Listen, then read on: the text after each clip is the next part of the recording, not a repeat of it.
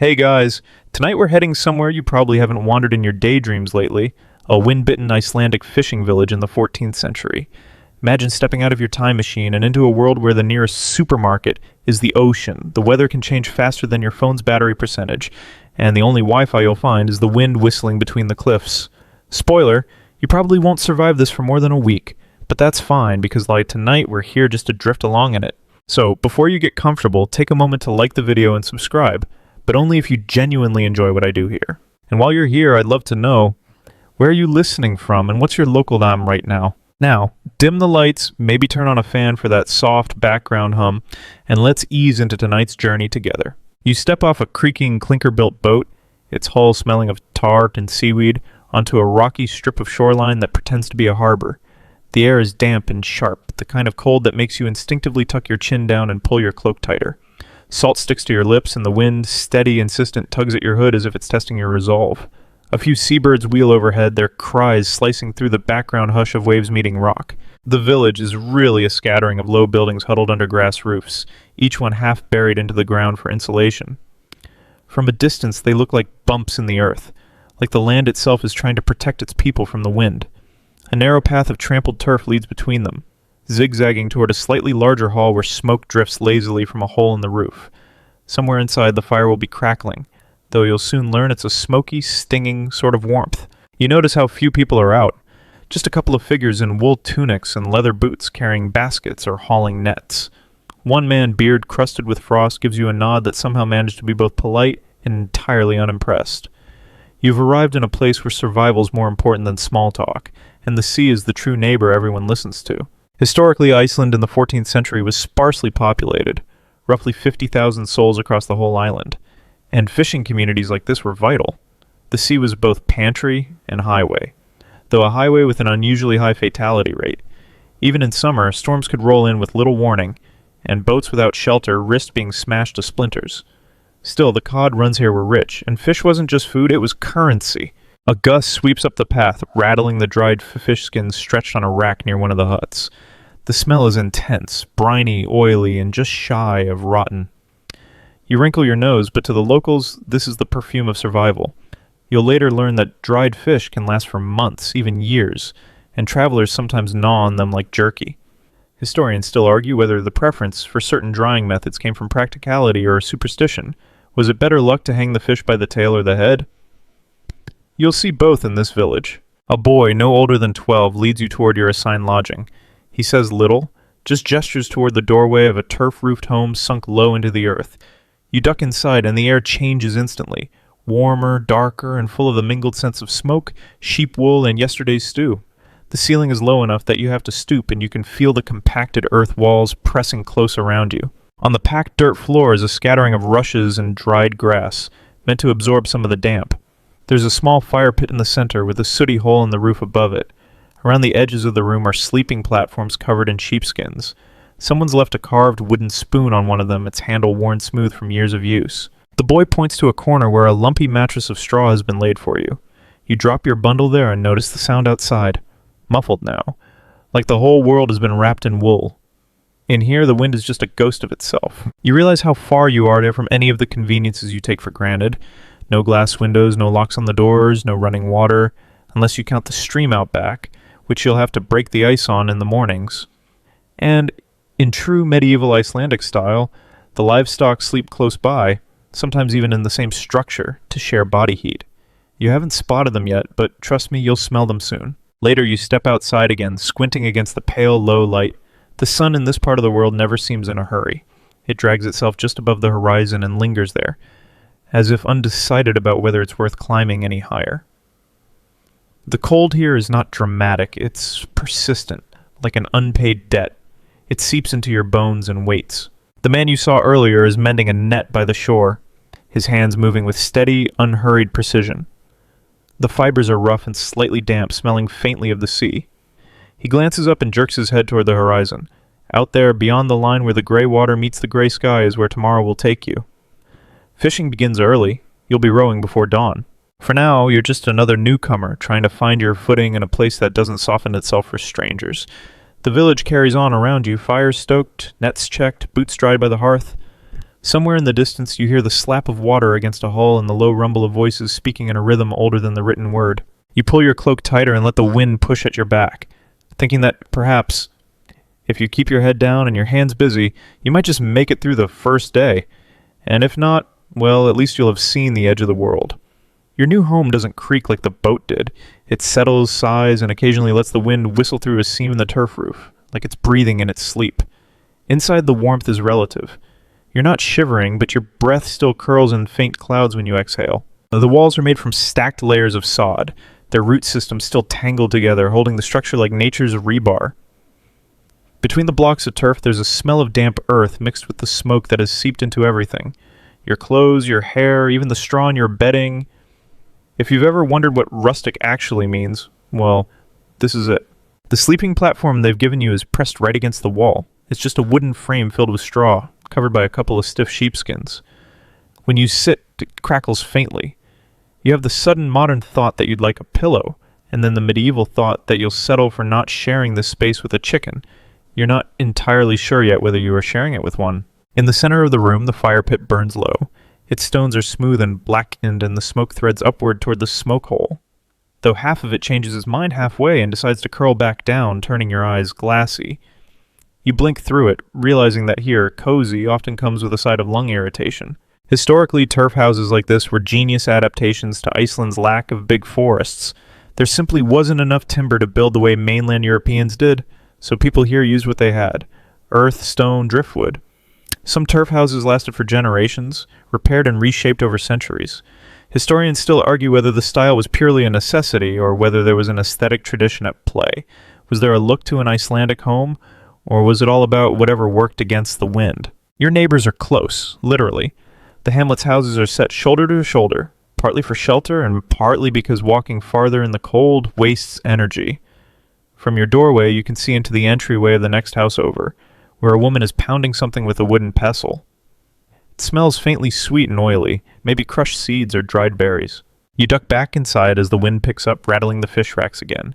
In the corner opposite your bed, there's a low bench stacked with carved wooden bowls, a few spoons, and a squat iron pot. Your host, a wiry man with salt-streaked hair, gestures toward the pot and mutters something in Old Norse. You catch one word: kratur, porridge. Dinner is not far away. He pulls back a small curtain on the wall, revealing a tiny annex room where, sure enough, 2 sheep are curled up, their breath rising in little clouds. They blink at you in the half-light, chewing slowly, looking neither surprised nor impressed. Out here, animals aren't just for wool or meat. They're part of the heating system. It's a practical, if slightly fragrant, arrangement. The floor under your boots is uneven, a patchwork of hard earth, flat stones, and rushes. Every time you shift your weight, the rushes rustle softly. You imagine lying here at night, the sounds of the sea muffled but constant, the wind testing the edges of the roof, the faint warmth of the sheep through the wall. It's not the kind of comfort you'd find in a feather bed, but it has its own solidity, like the earth itself is holding you in place. A small quirk catches your eye. Over the doorway, tucked into a crack in the turf, someone has wedged a fishbone charm. It's bleached white and carved with tiny runes. You ask about it with a tilt of your head, and your host shrugs as if it's not worth discussing. Later you'll learn that such charms were sometimes meant to guard against draugr, restless spirits, or to ensure a safe return from sea. Whether he believes in it or not, it stays there. When the porridge is ready, your host ladles it into 2 bowls.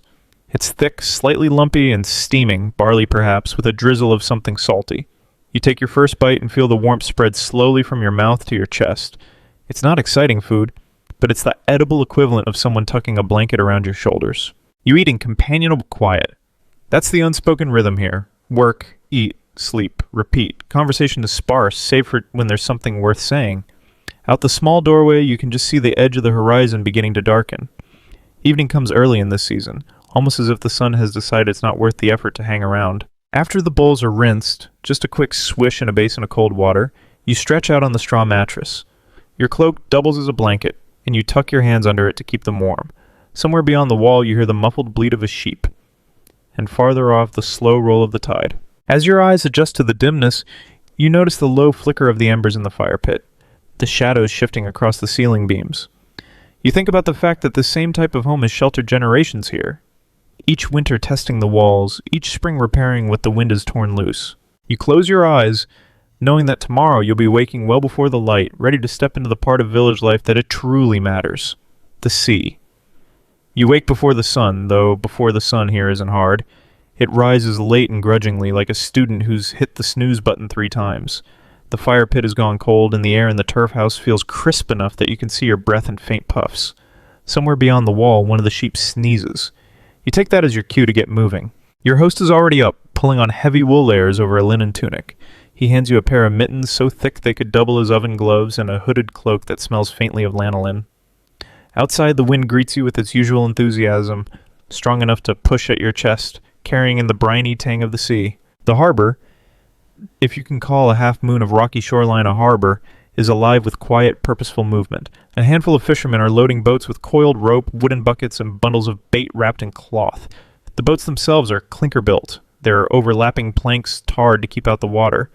Narrow and sturdy, they're made for rowing, though each has a small square sail that can be hoisted if the wind is cooperative, which, spoiler, it usually isn't. You follow your host to one of the boats, stepping carefully over the icy stones.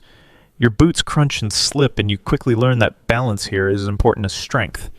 He gestures for you to climb aboard, and the wood rocks under your weight with a low groaning sound. The other men in the crew nod in acknowledgement but don't waste words.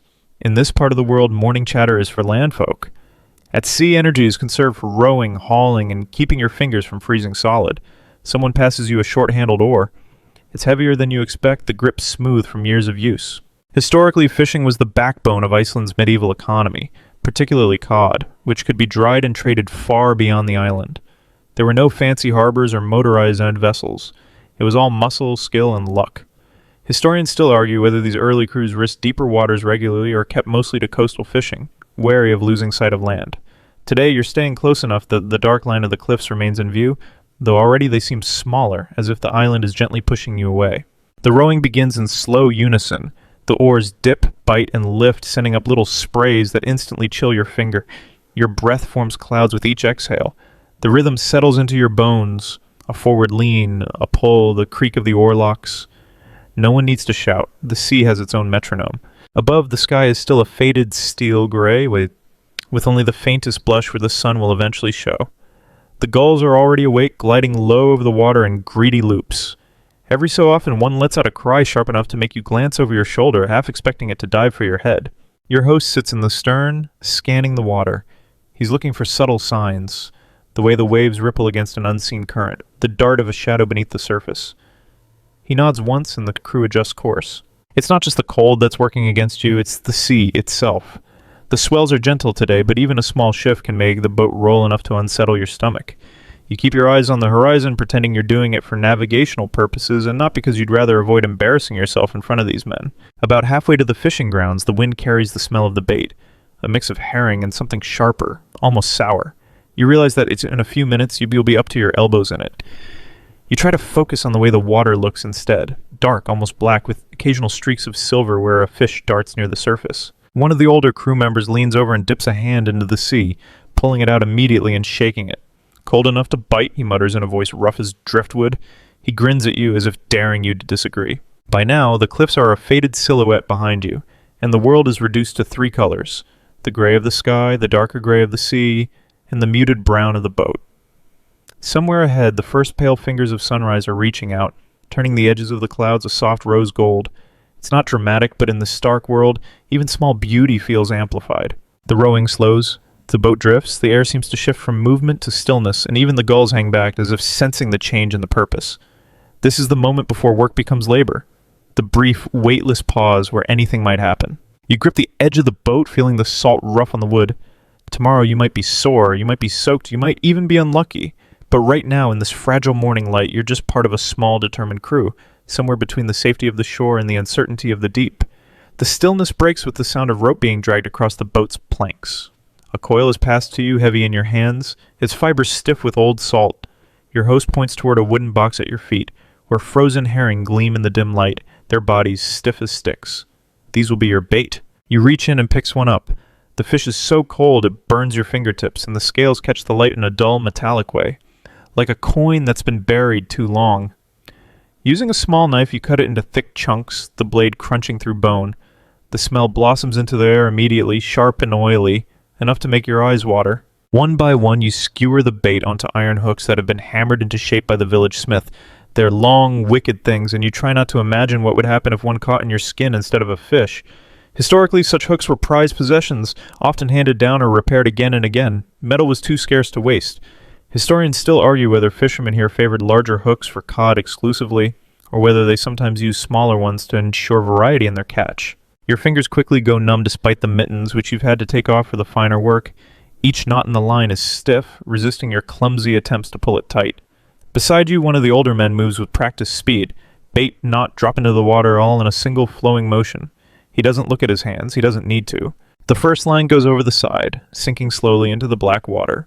The float bobs once, twice, then steadies. More lines follow, each baited hook vanishing into the unseen world below.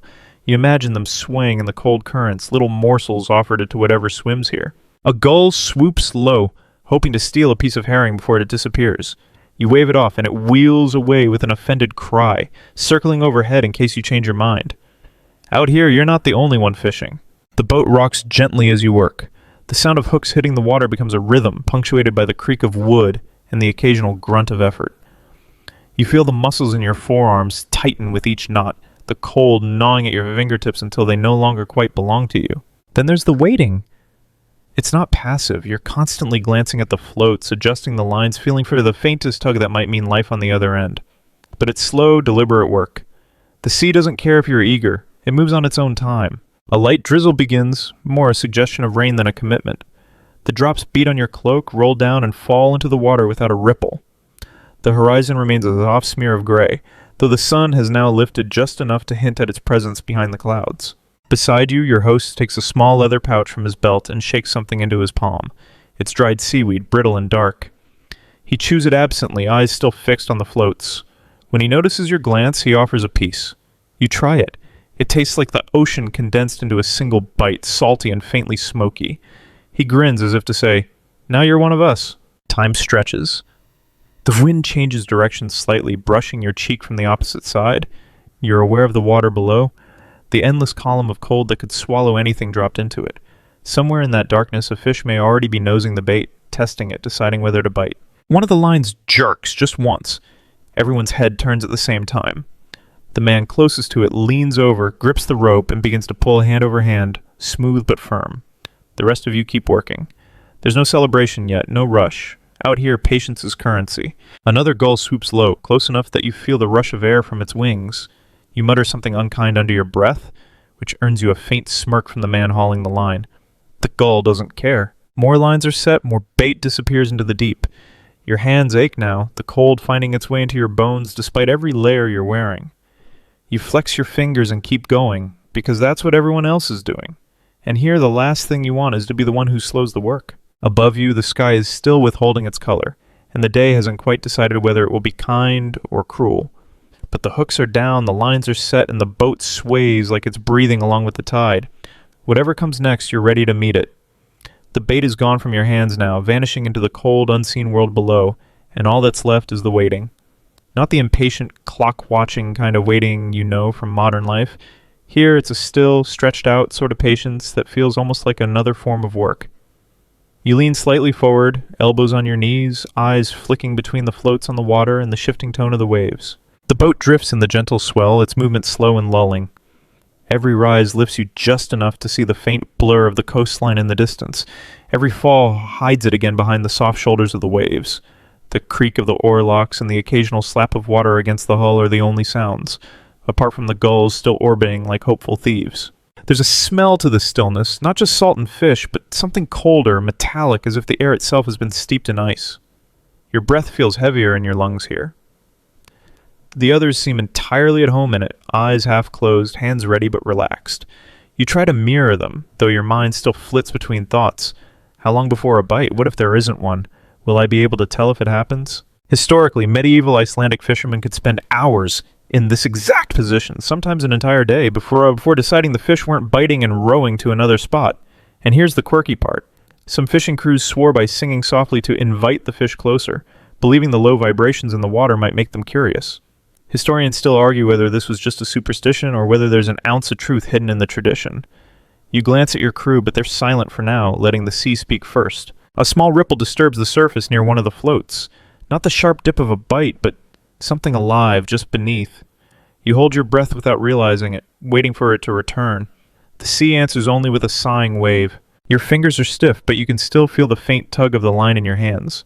Every shift of the current transmits it up the rope, tiny movements that keep you alert. You imagine what's down there.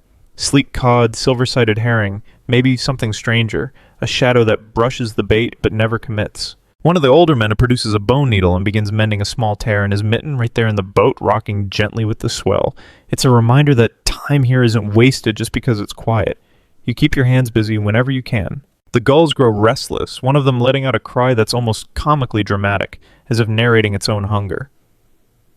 You can't help smirking. The man beside you catches it and mutters something in Old Norse that you're fairly sure translates to "they're worse than thieves." You glance up in time to see a particularly bold gull hover directly above him, wings spread wide like a bad omen in a painting. The swell grows slightly, and nothing dangerous, just enough to make the horizon tilt and the boat sway more noticeably. You shift your stance to keep balanced, boots braced against the ribs of the boat. The cold has crept past your outer layers now, a quiet but relentless visitor, but you're beginning to understand how to settle into it, how to let it be part of you instead of something you fight. Minutes stretch into what feels like hours, though you know it hasn't been that long. The floats bob in their slow, hypnotic rhythm. You let your eyes soften, not staring at any one thing, so that any sudden movement will snap you to attention. And then, there it is. A sharp dip of one float and then another. The man nearest to it reacts instantly, leaning forward, gripping the rope, and hauling in with smooth, practiced pulls. Everyone else watches, but no one rushes to help unless asked. This is his catch to bring in. The line comes up wet and dark, streaming with seawater, and for a moment you catch a glimpse of something pale just below the surface. The gulls scream in excitement, sweeping low. The fisherman hauls faster now, the rope biting into his palm, and then, breaking the water, a flash of silver. The frantic wriggle of a fish that's just realized its day has taken a bad turn. It's a cod, maybe half a meter long, its mouth hooked and gills flaring. He swings it into the boat in one practice motion, where it flops wildly against the planks before he stuns it with a firm tap of a wooden club. The sound is quick, final. There's no cheer, no applause, just the quiet satisfaction of knowing the sea has offered something today. The fish is unhooked, dropped into a waiting bucket, and the line is checked for damage before the hook disappears into the depths again. The moment passes and the waiting resumes. You shift your weight, take in the rocking of the boat, the endless gray horizon, the quiet men around you. And you realize that this patient, cold, slow rhythm isn't just part of fishing here. It is fishing here. The quiet doesn't last. Another line jerks, this time with enough force that the float nearly vanishes beneath the surface. The man nearest to it is already leaning forward, rope wrapped around his wrist for leverage, muscles straining as he pulls. You can see it in his face. This isn't a small fish. The boat rocks with his effort, and the rest of you instinctively shift your weight to counterbalance. The gulls are back in a frenzy, their wings flashing white against the steel sky, swooping low enough that you feel the beat of their air. One particularly bold bird dives straight at the bucket, only to be waved off by your host with a sharp flick of his mittened hand. When the catch breaks the surface, it's big, much bigger than the last. A thick-bodied cod, scales slick and gleaming like wet coins, thrashes wildly as the hook digs into the corner of its mouth. Water sprays your face as it comes over the side, hitting the deck with a hollow thump. The man stuns it quickly, and the fish's body goes still, heavy, and solid as a bag of wet sand. You barely have time to catch your breath before another shout goes up, this time from the bow. Two lines are active now, both men pulling in, both ropes slicing cold water off their fibers. You join in, hauling hand over hand, your fingers burning with the effort. The cold makes your grip clumsy, but you manage to keep the line moving as though you feel the sudden resistance of life on the other end. It's not a fight exactly, the fish doesn't pull back with any great intelligence, but there's a steady, heavy weight and then that unmistakable vibration as it twists against the hook. When it breaks the surface, you see the pale belly first, then the wide glassy eye, and finally the shimmer of its scales. Your host leans over, scoops it into the boat, and makes quick work of dispatching it. The deck is starting to feel alive beneath your feet, not with the swell of the sea, but with the slippery, muscular bodies of your growing catch. They're laid out in a rough pile toward the stern, each one a glistening prize, each one destined for either the village smokehouse or the salt barrels. Historically, cod was more than just food in 14th century Iceland. It was a form of wealth. Dried fish could be traded for grain, cloth tools, even the occasional luxury like honey. And here's your quirky fact of the day. There are accounts of fishermen keeping lucky gulls they swore never to chase away, believing the bird somehow signaled a good catch. Historians still argue whether this was genuine superstition or just an excuse to avoid wasting energy shooing them off all the time. Judging by the number of gulls swirling overhead right now, you might be on one of those lucky days. The work continues, quick and methodical now. Every so often, a fish slips free of the hook at the last moment, vanishing back into the dark with a flick of its tail. No one curses, no one sulks, it's just part of the rhythm. The sea gives, the sea takes. A sudden gust rocks the boat, lifting spray that stings your cheeks. You taste the salt on your lips, gritty and cold. The horizon has shifted again, the clouds pulling in closer, the light taking on a muted, silvery tone. It's not threatening yet, but it's a reminder. Out here, you're always one squall away from trouble. The gulls make another dive, this time so aggressive that one clips the side of your head with its wing. You flinch, earning a rare chuckle from the man beside you. He says something you don't quite catch, but the tone is friendly. The kind of teasing reserved for someone who's starting to belong. The last of the lines comes in, another solid cod flopping on the deck. The bait box is nearly empty, and your host nods once, the silent signal that the day's fishing is done. The oars are unshipped, the bow turned toward the faint line of land. The gulls follow as you begin to row, screaming their disappointment at the end of their free buffet. You glance over the side and catch glimpses of shadows slipping away into the depths. Fish you'll never see again, at least not today. Your arms are tired, your hands ache, and your cloak is damp with sea spray, but there's a satisfaction in the weight of the catch behind you. The boat glides forward, each pull of the oars bringing the village a little closer, the low hum of the wind filling the spaces between strokes. Somewhere in that cold horizon behind you, the sea is already closing over the places you worked, erasing the signs you were ever there. But you've taken something tangible from it, a small victory in a world where tomorrow's catch is never guaranteed. By the time the first turf-roofed houses of the village come into view, your shoulders are burning. The rowing is steady but relentless, and the cold makes every movement feel heavier. The sea has flattened to a dull pewter under the afternoon light, but a ragged fringe of foam still marks the rocks near shore. The moment the hull grinds against the pebble beach, there's movement on land. Two boys, barefoot despite the chill, splash into the shallows to grab the boat's bow. Behind them, a handful of women stand ready with wicker baskets, their cloaks snapping in the wind. The smell of wood smoke drifts over from the cluster of houses, promising warmth, but not yet offering it. Your host steps out first, boots sinking into the wet stones, and begins hauling the catch ashore. The fish come one after another, lifted by the tail and carried to the baskets with quick, practiced motions. You join in, and is feeling the satisfying weight of each cod as you pass it along. The women nod in approval. Whether for the size of the fish or for your willingness to help, you can't be sure. Nearby, an older man in a wool cap is already at work with a small, curved knife, splitting the first fish open from throat to tail. He works without hesitation, his hands red with cold but steady as he guts and cleans. The offal is tossed to a waiting bucket, likely to be boiled for animal feed later, while the gleaming fillets are laid on a wooden rack. In the 14th century, this part of the process was critical. Fresh fish spoiled fast, so preservation began almost the moment the catch came ashore. Most would be split, salted, and dried into stockfish, a staple that could last for months and serve as both food and currency. The air here, cold and dry with a persistent wind, was ideal for it. You notice the gulls haven't left. They crowd the shoreline now, bold enough to wade into the shallows, snapping up any scraps that fall. One of the boys tosses a fish head into the surf, and a dozen birds descend on it in a flurry of wings and shrieks. As you work, you become aware of the way the village hums with its own rhythm. Every person has a role: gutting, salting, rinsing, stacking, and there's little wasted motion. The men who stayed ashore during the fishing have been cutting driftwood for the drying racks. The women are already layering salt over the fillets. The children dart in and out, carrying messages or chasing off the most daring gulls. Your host pauses long enough to hand you a small flask of something sharp and burning. Brenvin, perhaps. It hits the back of your throat like fire, but leaves a welcome warmth in your belly. He grins at your reaction, then turns back to the work without a word. A little further inland, you spot the low, blackened shed of the smokehouse. It's barely big enough to stand in, with a peat fire smoldering on the floor.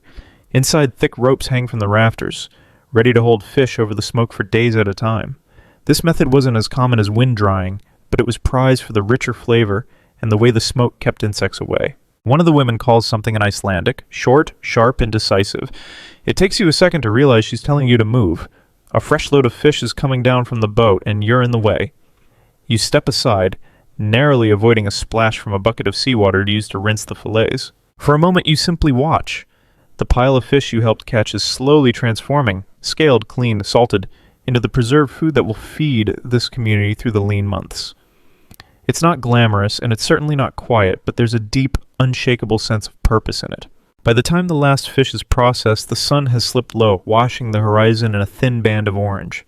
The wind is colder now, sharper against your damp clothes, but your work is done. Someone gestures toward the largest house, and the smell of something cooking, barley porridge maybe, or stewed lamb, drifts toward you. The sea is a dark, restless line beyond the shore, already swallowing the light. Tomorrow, if the weather allows, you'll go out again. But tonight, you'll eat. You'll warm your bones by the fire, and you'll sleep to the sound of wind rattling the turf walls. Inside the largest turf house, the world changes. The door is so low you have to duck, and for a moment you are plunged into near darkness. Then your eyes adjust to the glow of a central hearth, where a fire crackles low, sending a thin thread of smoke upward toward a hole in the roof. The air is thick with the mingled scents of peat, wood smoke, damp wool, and the rich, fatty steam of cooking meat. The walls are lined with thick turf blocks, their earthen smell seeping into everything. Narrow wooden benches run along each side, covered in sheepskins for insulation. In the corner, a heap of drying clothes steams gently in the heat, their owners sitting nearby, rubbing life back into stiff fingers. Your host waves you toward the fire and hands you a wooden bowl half filled with a thick stew. It's heavy with root vegetables, turnip, carrot, perhaps parsnip, and studded with chunks of mutton. A wooden spoon rests in the bowl, its handle worn smooth from years of use. The first mouthful is a shock, salty, smoky, and intensely warming. You realize with sudden clarity just how empty your stomach has been since morning. The stew's broth is rich with the flavor of like long simmered bones, the fat forming tiny golden circles on the surface. Beside you, a man tears a piece of coarse barley bread in half and passes you one side without looking up from his own bowl. Around the fire, talk flows in a rhythm you can't quite follow. Long stretches of quiet punctuated by bursts of laughter, then the sudden hush of a story being told. The language is thick with old sounds, vowels drawn long, consonants softened or swallowed. Every so often, a word sounds close enough to English to snag your ear, but its meaning slips away again before you can hold it. In one corner, an elderly woman works at a small loom, her hands moving in steady, economical motions. The firelight catches the glint of a bronze brooch at her shoulder, holding her woolen shawl in place. Each time she beats the weft into place, the loom gives a low, wooden thump that blends with the background hum of the room. The meal ends as quietly as it began. Bowls are stacked near the hearth, spoons tucked into them for the next use. Someone pokes at the fire, adding another slab of peat. The smoke shifts for a moment, stinging your eyes before finding its path back up through the smoke hole. Before you can ask where you'll be sleeping, your host gestures toward a low wooden platform along the wall, already heaped with skins. The bedding smells faintly of lanolin and sea salt. A single oil lamp burns nearby, its flame wobbling as the wind presses against the turf walls. You stretch out under the heavy weight of a sheepskin, feeling the warmth creep slowly into your bones. The conversation at the fire has dwindled to a few murmured exchanges, and soon even those fade into the steady, rhythmic sound of the wind outside. For a long time you lie awake, listening. There is no distant hum of traffic, no electric buzz, only the soft breathing of those around you and the muffled roar of the North Atlantic just beyond the shore. In the dark, it is easy to imagine you have slipped entirely out of your own century. When sleep finally comes, it's deep and dreamless. Tomorrow will be another day shaped by tide and weather, by fish and fire, by work that has changed little in hundreds of years. But for tonight, you are simply another body sharing the warmth of a turf-walled home on the edge of the medieval world. The next morning begins before the sun has cleared the horizon. A hand shakes your shoulder gently, and the first thing you notice is the chill in the air. The fire has burned low, and the warmth of the night is already slipping away. Someone has set a small cup of steaming liquid beside your bed, thin, smoky tea made from dried herbs gathered in the brief summer. It tastes sharp and a little bitter, but it wakes you in a way the cold alone cannot. The village is already in motion. Outside, the air bites at your cheeks, and the world is cast in the silvery half-light that comes before sunrise. Men carry coiled ropes across their shoulders, the strands stiff with salt. Nets are piled into sledges pulled by small, sturdy ponies, their breath puffing in soft clouds. The ground is hard beneath your boots, the frost sparkling faintly on the packed dirt path that leads toward the boats. You join a group heading down to the narrow strip of shoreline that serves as a harbor. There are no grand ships here, only low open fishing boats, their wooden hulls dark with tar. Each vessel is pulled partway onto the shore to protect it from the tides. The men work together to shove one into the shallows, the wet wood groaning as it meets the cold water. Before boarding, the fishermen check their gear with deliberate care. Hooks are sharpened with small whetstones, knots are retied, oars inspected for cracks.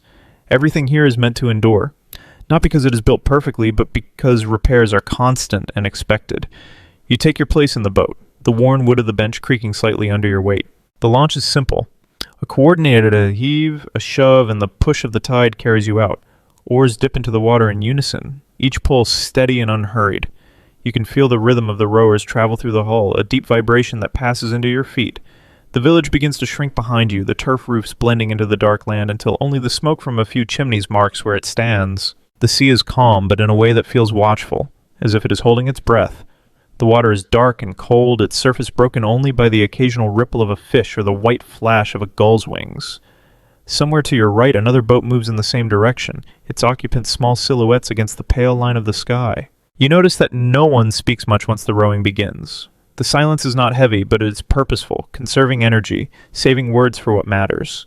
The creak of oarlocks, the soft splash of water, and the faint hiss of wind are all the conversation the morning needs. As the sun's edge finally rises over the horizon, the world changes color.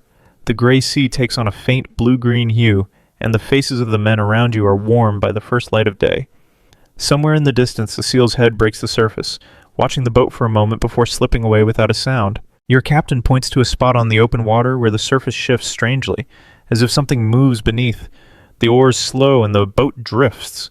Lines are uncoiled, baited with strips of salted herring from a wooden tub, and dropped into the depths with a quiet splash. The bait sinks quickly into the cold dark, vanishing almost instantly from sight. And then you wait. The boat rocks gently in the swell, and time seems to stretch in a way you're not used to. Minutes or hours. It's difficult to tell. The wind is shoals, the gulls keep their distance, and the sea is an endless expanse in every direction. The cold seeps into your hands and feet, but it's not entirely unpleasant. It's simply the cost of being here. Somewhere far below, in the shadowed water, fish move slowly toward the hooks. This is how the day begins.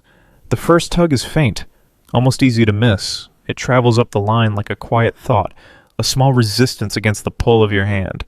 Then it comes again, stronger this time, sharp enough to make your fingers tighten instinctively.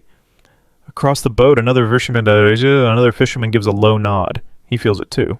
The captain gestures for everyone to begin hauling. The work is not hurried, but deliberate. Each man braces his feet against the slick planks, leaning back slightly as the line comes in. It is heavy, not with one great fish, but with many smaller ones, each twisting and fighting in the cold dark below. The water at the surface churns as the first glimmer of silver breaks through, a cod, large-eyed and thrashing, its scales catching the pale morning light. One by one more appear, each pulled over the side with the same practiced motion. Lift, unhook, drop into the waiting barrel. The air quickly fills with the smell of the catch, clean, sharp, and unmistakably of the sea. The gulls arrive as if summoned by an unseen signal. They wheel overhead, calling harshly, their voices cutting through the steady rhythm of the work. A few are bold enough to swoop low, their wings almost brushing the tips of the oars. The captain swats at one with the back of his hand, not in anger, but as if shooing away a persistent beggar. You work until your shoulders ache. The line comes in, is rebaited, and goes down again. Each time it returns heavy with movement, the barrel slowly filling. The sound of fish flapping against each other becomes a steady backdrop, joined by the slap of waves against the hull and the constant, circling cries of the birds above. There is a rhythm to it all, a kind of quiet partnership between sea and man, though it is never truly equal. The sea gives, but only for now. Tomorrow it may take back far more than it offers. When the last line is pulled in and the barrels are full, the boat turns for shore. The gulls follow all the way, darting down now and then to snatch a stray scrap tossed overboard. As the village grows larger in the distance, you can already see the smoke from the smokehouse curling upward, a signal that the next stage of work is about to begin. The rowing is slower on the way back, not from fatigue alone, but from the weight of the day's catch. Each stroke feels heavier, the boat sitting lower in the water. Still, there's a quiet satisfaction among the crew, a shared understanding that today has been a good day. When the keel scrapes against the shore, you step out onto the wet stones, the cold water lapping around your boots. The gulls scatter briefly, only to regroup a few paces away, still watchful, still hoping for scraps. You lift one of the heavy barrels with another fisherman, carrying it toward the smoking hut where the day's work will continue in the warmth of fire and salt. The moment you step into the smokehouse, the air changes. It's warm, close, and carries a thick scent that clings to your hair, your clothes, and even your skin. Smoke, salt, and the faint sweetness of drying fish. Outside, the wind still cuts across the village, but in here, the heat is constant, radiating from the low fire pits dug into the packed earth. The barrels of fresh catch are set down in the corner, and without much pause, the crew begins sorting. Some fish will be eaten fresh, tonight or maybe tomorrow, but most are destined for preservation.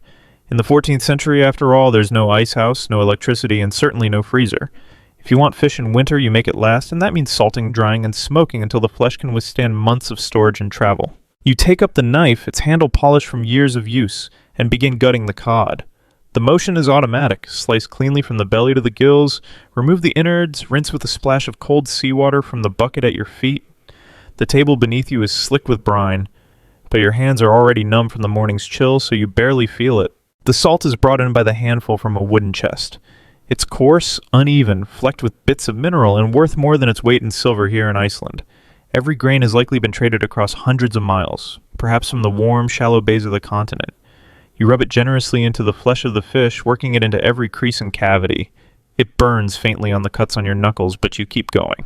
Above you, heavy beams stretch across the room, and from them hang rows of fish on wooden skewers, their tails pointing down toward the fires. The smoke curls slowly upward, wrapping around each fish in lazy spirals. You catch the scent of the driftwood being used, probably birch, maybe alder, mixed with dried seaweed thrown onto the embers for an extra tang. The smokehouse master, an older man with a beard the color of frost, keeps a careful eye on the fires. He stirs the embers now and then, not to create more flame, but to ensure the smoke remains steady and cool. Too much heat, and the fish will cook rather than dry. Too little, and they'll spoil before they're ready.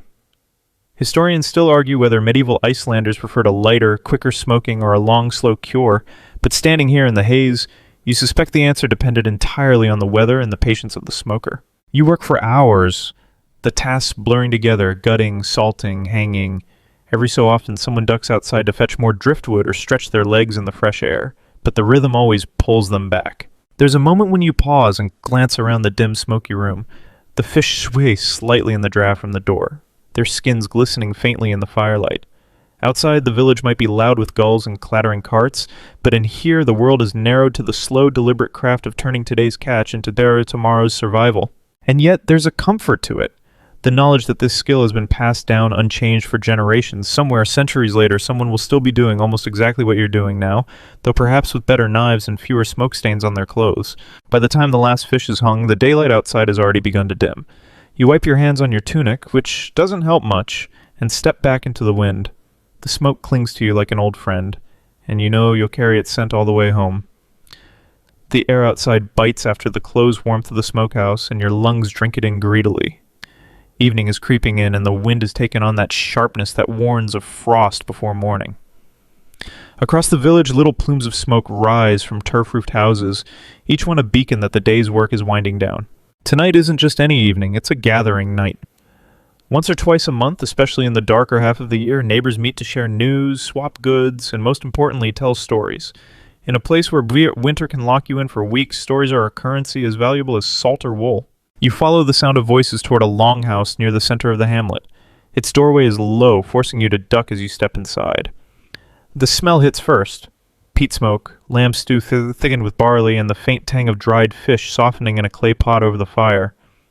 The glow inside is golden, almost dreamlike after the gray dusk outside, and you feel your shoulders drop as the warmth sinks in. People are already gathered along the benches that line the walls. Some are mending clothing, their needles flashing in the firelight. Others cradle wooden cups of ale, their faces pink from the cold. The longhouse is noisy, but it's the kind of noise that feels safe. Laughter, the scrape of bowls, the thump of a jug being set down. You spot a space on the bench between an old fisherman with hands like driftwood and a girl plaiting wool into a cord. A clay bowl of stew appears in your hands almost before you sit. The broth is salty and rich, with shreds of lamb and root vegetables that have been stewing since midday. Every mouthful is the taste of survival, warm and heavy in your belly. When the eating slows, the talking shifts. This is when the real entertainment begins. Someone at the far end of the hall, a man with a voice, rough from salt air, starts a story about a ship that never came home. The room quiets, the crackle of the fire suddenly louder. He speaks of fog so thick it swallowed the world, of oars that dipped into black water without a sound, of a figure seen standing on the sea itself. It's not long before others chime in. Tales ripple through the hall, some clearly born of truth, others polished into legend by years of retelling. There's a story of a seal that could shed its skin to walk as a man, of fish that sang under the northern lights, of saints who calmed storms with a single word. The girl beside you mutters that her grandmother swore she saw a whale with runes carved into its back. You listen, caught somewhere between skepticism and belief. Out here, where the sea can be both generous and merciless in the same breath, it's hard to know where reality ends and superstition begins. Maybe there's no line at all. As the night deepens, the stories grow softer. The voices lower, and the heat of the fire makes your eyes heavy. Someone begins a slow, mournful song about a fisherman lost in winter, his boat found months later with nets still neatly folded inside. The rhythm sways like a boat on calm water, and the room seems to lean with it. By the time you step back outside, the moon is a pale coin above the black outline of the hills. The air smells of peat smoke and the distant tang of the sea.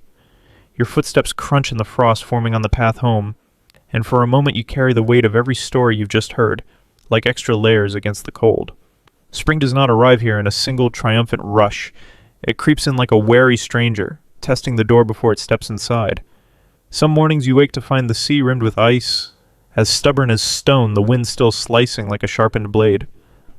Other days there is a faint, almost unbelievable warmth on your face, and meltwater trickles between stones that have been locked in frost for months. By mid-March, the village changes in small but telling ways. The daylight stretches longer on both ends, forcing you to readjust the rhythm you've lived by all winter. Nets are inspected for the 100th time, not just for frays, but for the salt rot that hides in fibers during the long freeze. Children roam more freely, kicking stones on the thawing paths, their shouts echoing over the waters. It's a time of both relief and risk. The thaw loosens not only the earth, but also the ice along the coast, and with it comes new hazards. The shifting floes can snap a boat's hull like driftwood if you misjudge the current. More than one seasoned fisherman has been caught between melting sheets of ice, their escape blocked by a sudden wind. You rise before the sun one morning to check the tide, the air smelling faintly of wet earth. The shore is no longer silent. It gurgles and drips, water finding its way back to the sea in silver rivulets. The boat rocks gently in its mooring, freed from the grip of ice. You run your palm along the gunwale, feeling the familiar grit of dried salt beneath your fingers. This is the season when the fishing grounds shift, and with them your habits. Winter kept you close to shore, but now the herring and cod are on the move. Their silver shoals drift into different channels, and you must follow, sometimes farther than you'd like. The elders warn that spring storms come without ceremony, riding the meltwater winds from far-off coasts. Still, there's an undercurrent of excitement. The first real catch of the season brings not just food, but a sense of renewal, proof that the lean months are truly behind you. You and two other men row out past the last rim of floating ice, the sound of the oars hollow in the still air. The horizon is clean and sharp, a deep blue line separating sea from sky. But as you pull in the nets, you notice a ripple in the conversation among your companions. One of them glances toward the open water and lowers his voice. He says there are rumors, half whispered at market, of ships seen far offshore. Not the sturdy, wide-bellied knarrs of Icelandic traders, but something sleeker, narrower, with sails shaped like knives. No one is certain if they are merchants, explorers, or raiders. You don't know whether to believe it, but the thought stays with you. This coast has seen strangers before, some welcomed with open arms, others remembered only for the smoke they left behind. Out here on the edge of the known world, the sea is both your road and your gate, and gates can be crossed in both directions. The sun climbs, the nets grow heavier with fish, and the rumors are set aside for now. Work has a way of pushing even the most uneasy thoughts to the back of the mind. But as you head home, the wind shifts, and in its salt-scented breath you think, just for a moment, you smell wood smoke that isn't from your village at all. The storm begins the way many dangerous things do in Iceland. Quietly, almost politely, a low haze settles over the horizon one morning, and the wind shifts in a way that prickles the back of your neck. It's not yet the screaming gale that rips sails to ribbons, but the air carries a weight, as if the sky has filled its lungs and is holding the breath before it roars. You've gone out with two other men, chasing the schools of cod that have been slipping farther from shore. The water is an unsettling green-black, darker than usual, and the waves have a restless, twisting motion. The clouds above knit themselves into a single unbroken sheet, turning the light into a dull, pewter glow. At first you think you can outpace it. The plan is simple. Haul in what you've caught, head back while the swell is still manageable. But storms on this coast have no interest in your plans. They arrive with the suddenness of a door slamming in your face. The wind snaps from one direction to another, hard and sharp, and the first sheets of cold spray hit like handfuls of needles. Within minutes, the swell builds into walls of water. You row until your arms burn, then row some more, each stroke feeling smaller and more futile against the push of the sea. Your boat's bow slams down into the trough, sending a shudder through the planks, and the oarlocks groan with every pull. The gulls, which followed you so eagerly in calmer hours, vanish entirely, leaving only the hiss and roar of the wind. Your companions shout instructions that the gale rips away before you can hear them properly. Salt water stings your eyes, and your hands are so numb you can barely keep your grip. There is a moment, brief but sharp, when you are certain the boat will not make it. A swell taller than a house rises in front of you, blotting out the horizon, and for the first time in years, you think of your home not as a place you will return to, but as a place you have already left behind. But the old skill takes over. You angle the bow into the wave, take the rise head on, and somehow, miraculously, the boat crests instead of capsizing. The wind still rages, the rain lashes, but there's a grim rhythm to it now. Pull, brace, pull, brace. Minutes stretch into hours, or hours into minutes, you can't tell which. When the coastline finally appears through the blur of rain, it's almost unrecognizable. The cliffs are just darker smudges in the mist, and the familiar inlet seems far too narrow for safety. But you force the boat toward it, every muscle screaming, until at last the swell eases, the wind loses its teeth, and the water flattens beneath you. You make landfall drenched, shaking, and bone-deep exhausted. The three of you drag the boat above the tide line and collapse on the wet sand. No one speaks for a long while. There is only the sound of your own breathing and the distant hiss of the storm moving farther down the coast. Later, as you trudge back toward the village, you glance once more at the horizon. The sea looks calm again, almost serene, as if it hadn't just tried to kill you. You know better than to take this as mercy. Here, survival is never guaranteed. It is only borrowed one day at a time. Summer returns so slowly you almost don't notice it happening. The sea ice loosens its grip on the shoreline, the days stretch well past midnight, and the wind, though still sharp, loses that cruel cutting edge it carried all winter. You find yourself waking before the sun, not from cold or worry, but because the air is bright with promise. One morning you rise while the village still sleeps. The turf roof above you is beaded with dew, and the grass smells fresh, almost sweet. A thin ribbon of mist curls over the inlet, and the tide is at its gentlest. No crash, no spray, just a soft push and pull, like the sea breathing in its sleep. You carry your gear down to the boat without a word. The oars creak softly in their locks as you set off, the sound almost swallowed by the quiet. Overhead, a few gulls wheel lazily, their calls muted, as though they too are reluctant to break the stillness. The water is so clear that you can see all the way to the pale stones on the seabed. Schools of small fish flash beneath the surface, silver as coins in sunlight. You cast your lines, but today there is no hurry. Whether the catch is heavy or light doesn't matter. It is enough to be out here. The boat steady beneath you, the air smelling of salt and sunlight. From this vantage, the coastline seems both small and eternal. The same cliffs, the same black sand, the same faint thread of smoke rising from the hearths of your village. You know storms will return, that winter will come to take its due. But for now, the year is turned, the seas are kind, and the work ahead feels not like a burden, but a rhythm you have learned to live by. You take a deep breath of the summer air, steady and cool, and let it fill your lungs.